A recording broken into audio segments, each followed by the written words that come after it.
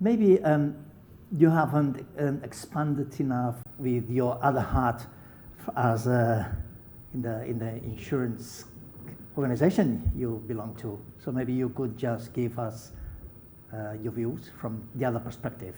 Yeah. Certainly. Can you hear me? Yep. So my other hat, I work for Bupa, and we're very involved in the conversation around value-based healthcare. But for us, with the Bupa hat, that's far more about also a health ecosystem conversation. How do we move the whole health system to thinking about and acting on value-based healthcare, rather than being an insurer alone conversation, because we just think actually driving better health outcomes across the whole healthcare system is vital. Clearly, as payers, if we can support clinicians and empower clinicians to get the best health outcomes the first time round, that makes absolute sense for our customers as well as the system. Good, thank you. And now I'm going to invite, if there is any question from you, if please raise the hands. We are going to pass the micro around. And when you ask the question, please identify yourself. There is one hand there, another there, another there. We start there at the end. Please, we'll need some help with the micros, please.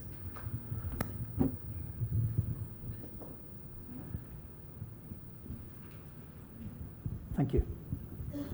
So there is a person over there. Thank you.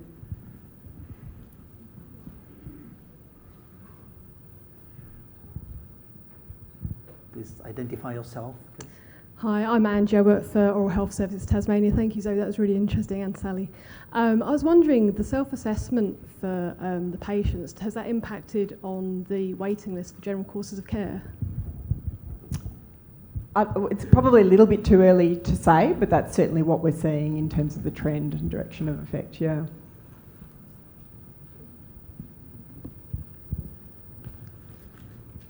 There is another one there. Myself, Tony. Hi, I'm Jenny. I'm from Queensland. Zoe, I've got a question for you. Thank you for your great presentation, great examples of value-based and integrated care. I'm just interested to know, when you have a workforce that is used to working in a particular way in the medical processes, if you like, in regards to dental care, and then you start introducing integrated care or value-based concepts. You talked a little bit about change management more broadly as an organisation, but what about the skill development of your professionals working with you in terms of working in this new way? I'd like you just to comment on that if you could, please. Absolutely. Thank you for the question. I think it's a great question.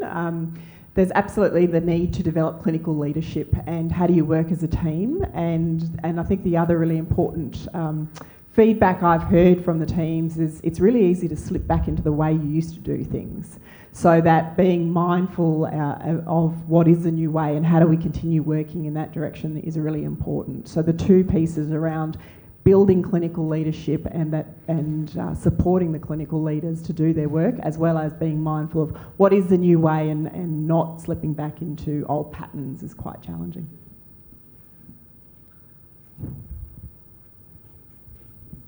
Thank you, both of you. What wonderful presentations. Stephen Ginsborg from Sydney. I'm a GP, and I just wanted to pick up on something, or a few things you said, Sally, and it's about the Cinderella of primary care in the urban setting, and that's home visiting. Home visiting in Australia has dropped to under 10% of what it used to be even 10 years ago. My father was a GP in West London and used to do at least 5 home visits a day, not because he was paid, but because he knew they were essential to assess the social determinants of health. So you said in your presentation, knowing how people are getting on at home, real world information, which is the social determinants, and personalised care. So are home visits essential to integrated care?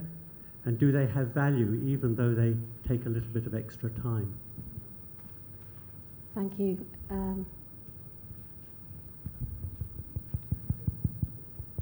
you hear me now?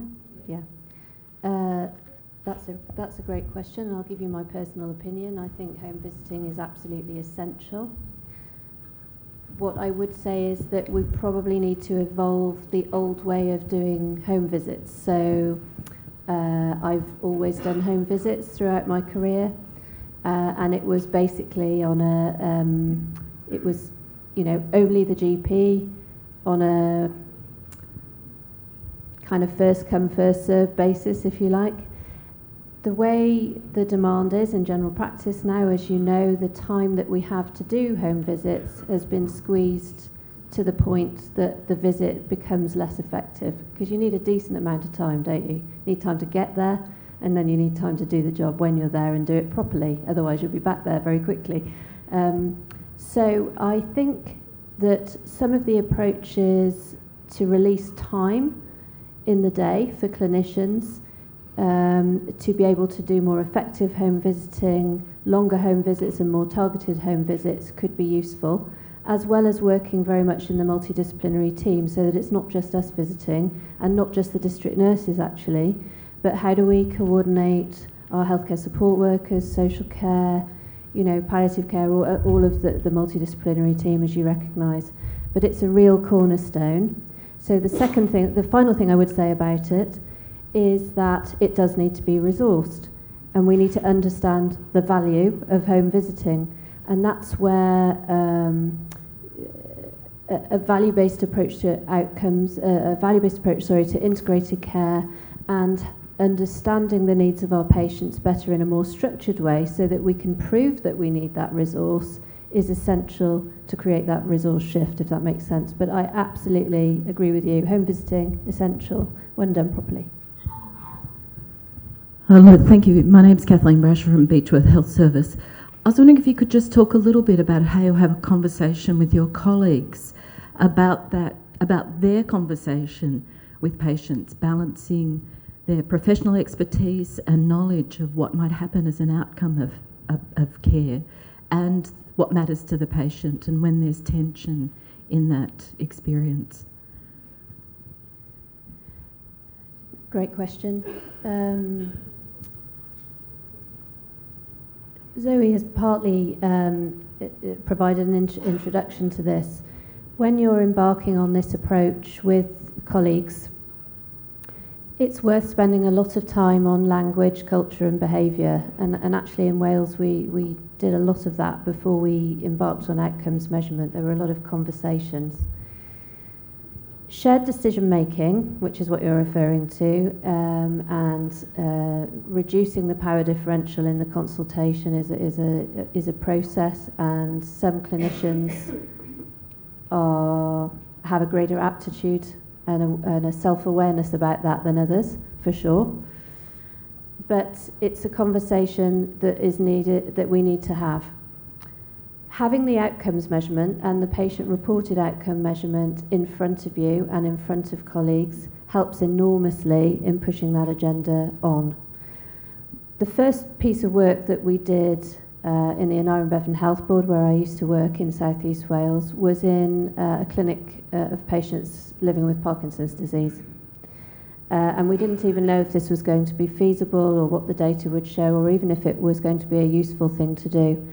But the very first thing that we saw within a few months of starting, and I'm sure this is mirrored in what you were saying, Zoe, about oral health, was that it reduced that power differential in the consultation. Patients were saying, this is great because we can prioritise what we want to talk about now, not, you know, necessarily being led by the clinician. So it really, it does something that is not measurable in promoting that conversation. So it's very, very important. Thank you. There is a question there. Please. Good morning. My name is Darren Hunter. I work at the Transport Accident Commission. In my mind, there appears to be a bit of a dichotomy, I suppose, between wanting to do the very best on an individual level and ensure that patients are empowered in their own healthcare, that outcome measures are personalised to them, and yet we require population data, large cohorts, to actually make informed decisions about what value entails. I was hoping you both might be able to comment on that disparity between both individual level and also population data.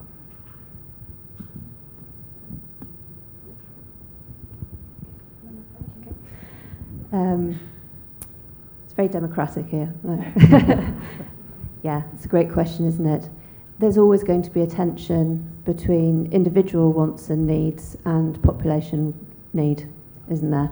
And that's a constant tussle that we have, both at a health economic level and as a personal level as a clinician, because when you have the patient in front of you, that you're their advocate, and you walk out of the room and you're responsible for your whole GP practice and the population that you're looking, and then wider at the state or national level, it's always going to be a tension. Value-based healthcare doesn't take away some of those difficult decisions, and I think I probably hinted at a couple of those in the presentation already. In Wales, we're having difficult decisions about how much we spend on health in relation to education and other things. So there are multiple different decisions to be made.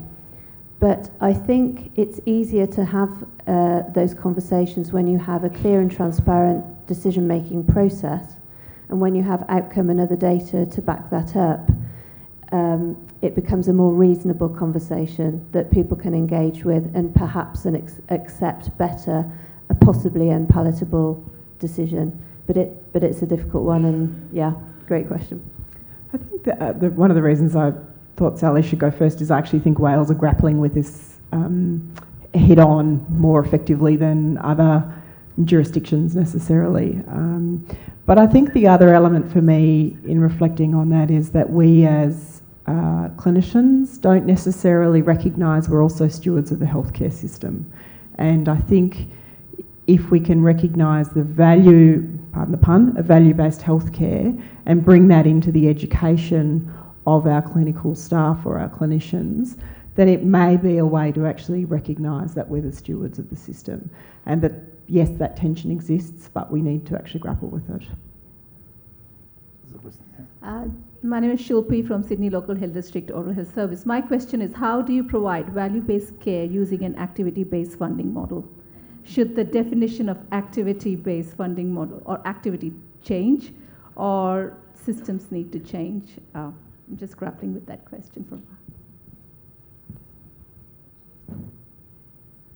Well, I suppose in Wales we're fortunate that we don't really have an activity-based funding model any longer. We never had one in the way that many systems currently do, but now we don't really at all. So we're fortunate in that. Our challenge is different in that we have to make sure that the resource can move between budgetary silos, which is just as challenging sometimes, which is why we work very closely with our finance colleagues. Personally, I think that the model needs to change, absolutely, and I'll hand over to Zoe to... Activity-based funding drives activity, not value. It drives volume, there's no question. And so thinking about what the funding models are and how you design that is certainly something we're actively doing at Dental Health Services Victoria, and also something that Bupa actively works with other clinicians, so with both hats. Because I actually think if you look at the thinking that's coming out of Harvard around value-based healthcare, it's actually about how do you align the incentives of the key stakeholders to drive the best health outcomes that matter to patients. And so that absolutely has to be different ways of funding. And activity may be one part of a bigger funding piece, but it can't be the only part. And how do you actually start to fund for outcomes? So there are some stellar examples in the Netherlands. The one that always comes to mind for me is a paediatric endocrinologist. It's called Diabeta. You can Google it, and there's a great case study on it. He has implemented all the elements of principles of value-based healthcare, gets fantastic outcomes, publishes them, and his outcomes are so good, the private health insurer has gone into a 10-year profit-sharing arrangement with him, because they can see in 10 years' time those kids are going to be so much healthier than the other population that they're going to save money. So they're saying, well, we will split that profit with you as a way of incentivising to continue such great work. So I think those kind of different ways of thinking about funding are absolutely vital. Could I add one extra point to that? So clinicians also drive activity, don't we? And I think one of the difficult conversations, but important conversations to have with colleagues, is to help us understand exactly how we drive that activity. So I heard a great quote just last week from the editor of a leading American journal, and he said, if you ask the pizza man what's for dinner, you know what answer you're going to get, right? So So we drive a lot of activity ourselves. So having a different approach and seeing some of the data, and the diabetes example is a great example, it helps to change that conversation. But having some self-awareness about how we drive activity is really important too. Hello, my name is Oksana Zelenko from QUT. I'm a design researcher. Thank you very much for your presentation.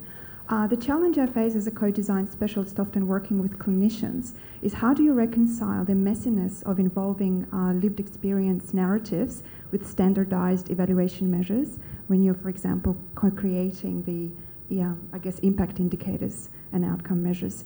Are there any insights you might share with us from the projects you've done? Thank you.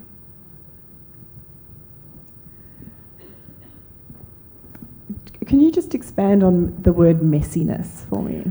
Yes, so often when we look at collecting data and on lived experience, and as in co-design and even in using creative methods, we often look at life narratives and developing new methodologies for, building up and understanding the dimensions of the human experience. So in design research, we often use creative methods, which we in fact co-design with our participants and research collaborators in health.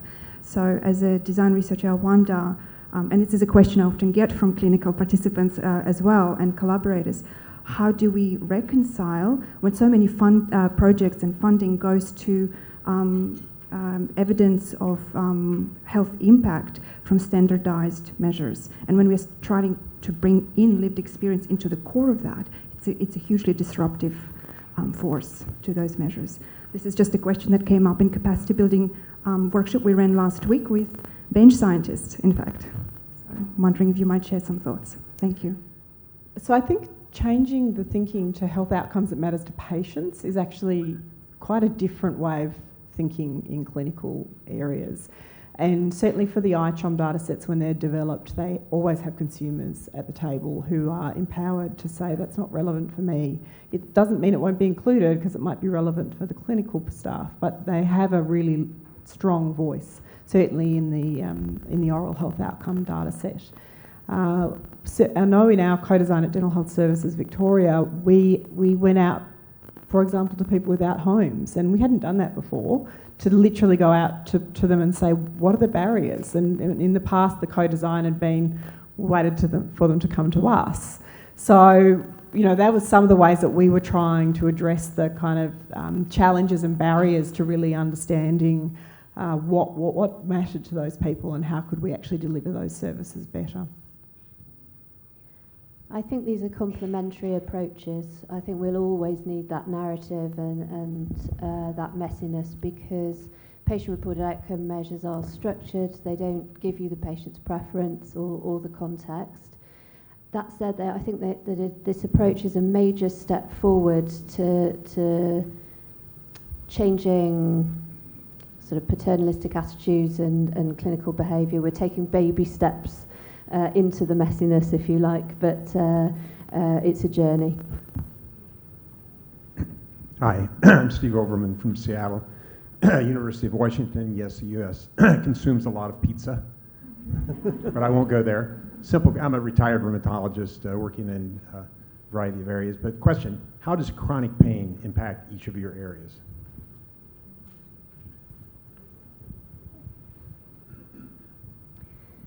Almost all of them, yeah, and mental health.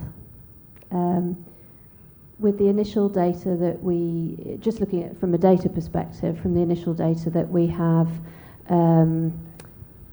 anything from 40 to 60% of people living with chronic physical ill health also have a degree of mental distress associated with that has often not been uncovered as part of their routine care. Similarly, chronic pain is a really important issue for us in Wales, with the growing opiate burden and also the burden of other drugs being used to try to tackle chronic pain, which of course, if that's the only tool you have, you reach for your prescription pad, when many of the approaches, as you know, need to be an integrated approach that is a non-pharmacological approach as well. So chronic pain features in almost all of the areas that we are working in is a very, very important issue. And what I hope will happen is that as we get to understand the data better, we can start to make the case for better investment to support people living with chronic pain, because that number of people is obviously going to grow. Oh, sorry. No, please. Yes, significantly. And if I was to put my medical experience on, many of those presentations to emergency departments are people with chronic dental pain who have acute episodes. It's a very large burden of the disease. Sorry, there is a question there. So there are 3 more questions and then we'll close the session. First, second and third. Hi, Rachel Haggerty from Kaplan Coast District Health Board in New Zealand. I was really interested in the dental discussion and the issues of equity that we face amongst our populations, and whether or what work might have been done around the issues of prejudice, discrimination and racism and the behaviours. And you talked a little bit about homeless people. It'd be interesting if you could comment on that. Thank you. So Dental Health Services Victoria serves vulnerable populations. That's our job, then that's our role. So a lot of the work that we do is in understanding the needs of those vulnerable populations, and it's at the heart of what we do, really. So we're very separate from, I guess, the private sector in that sense. And we work very closely with Aboriginal and Torres Strait Islander communities, asylum seekers and refugees, and as I said, people without homes. And our staff are dedicated and really passionate about that. If you work in the public oral health sector in Victoria, that's why you're there, because that's what matters. Thank you. So, David, please. David Perkins from the Centre for Rural and Remote Mental Health. Our Productivity Commission a couple of weeks ago said that we basically had a mental health system that was not very securely bolted on to a physical healthcare system. And quite a lot of the co-design thinking seems to be about creating better systems. But what we know in the mental health and psychological areas is that frequently we need to provide people with both choice and flexibility. We also know that for a lot of GPs in Australia, the mental health demand is a very high demand, but a demand they're not confident about dealing with. And I was just wondering, from Sally's perspective, how we build that choice and that flexibility into systems that seem to be moving from a provider-focused pathway to a consumer-informed pathway, but still have difficulties with choice. I knew you were going to ask me a hard one.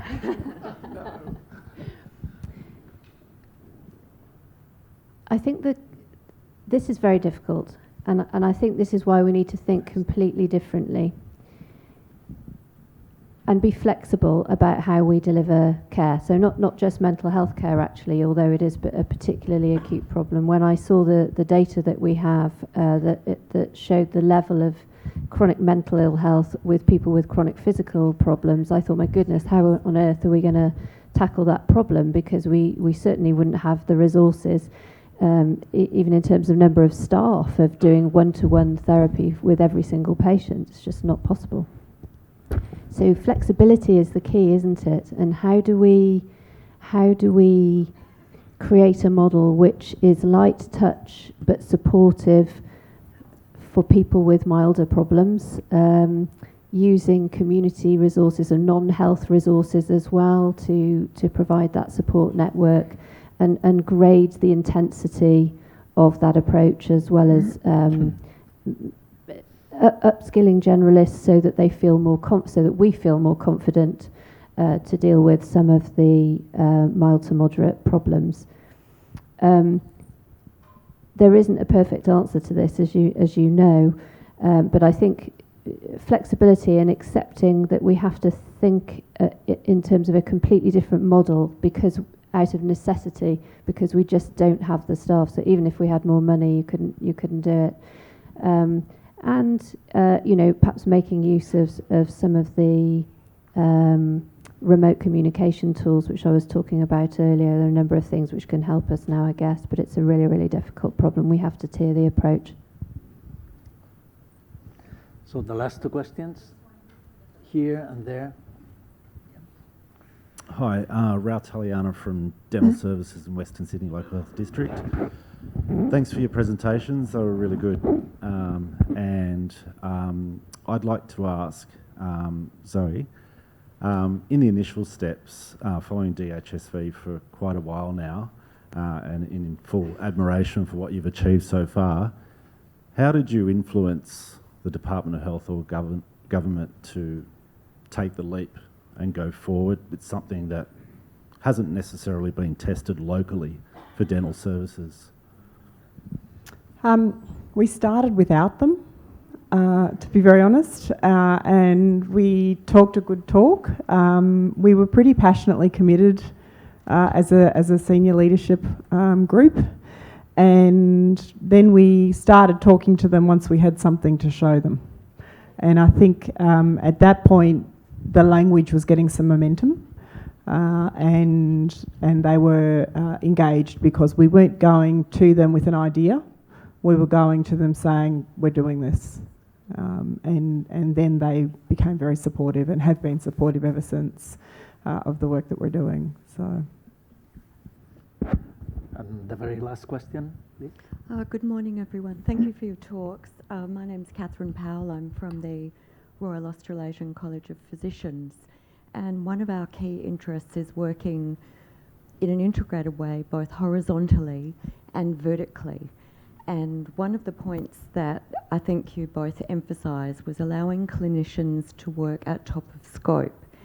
And of course, because we're not in a system that is particularly integrated as a whole, I was wondering if you both had some experience or comments around the fact that introducing new models can often create administrative requirements, ways to keep it together and to keep it coordinated. So I wonder if you had some comments about that sort of transformative process and having a way of working that does not create another layer of bureaucracy, if you like.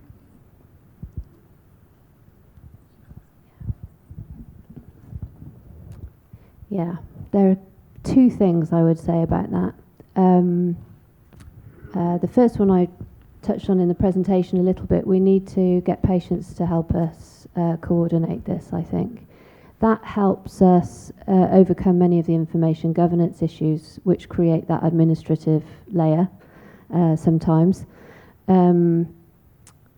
The second thing, this is really important and something that I really hadn't appreciated until we got into this work, was how little professionals understand what each other does and what their skills actually are.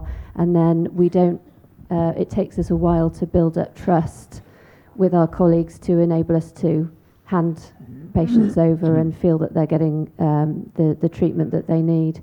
So I think there's quite a lot of work to be done in a multidisciplinary fashion at a system level to help people understand each other's roles and each other's skills, and actually to help with defining what those roles are, because I don't know how it is in Australia, but certainly in Wales we have now lots of new roles emerging, and that's making it even more complicated, especially in nursing, where we've got a lot of enhanced roles coming through in nursing and in radiology and so on. So understanding what is the top of each other's license so that we can facilitate that MDT working is really important. So that and the patient power to help us coordinate better so that the patient is supporting their own coordination of care, sharing their records, sorting out some of those IG issues, and that's also important in terms of sharing the data as well. I think there's two elements I would add to that. One is the importance of the clinical team designing what that looks like with the patients. It's not up to administration to work out what that scope is. It's actually up to the clinical team to work as a team with the patients to understand what that looks like. I think that's really important.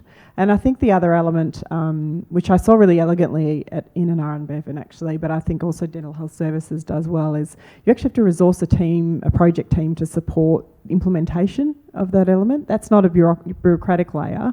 That's saying this is a new way of working and how do we help you develop that? Sort of a project team that comes in, develops it and then steps out. so that you're not expected to do this on top of everything else you're already doing in your day job, which is often also a night job. So I'd just like to say thank you so much for the 2 excellent presentations, and thank you for the very interesting questions you've already been asking. So let's give an applause to Sally and to Zoe.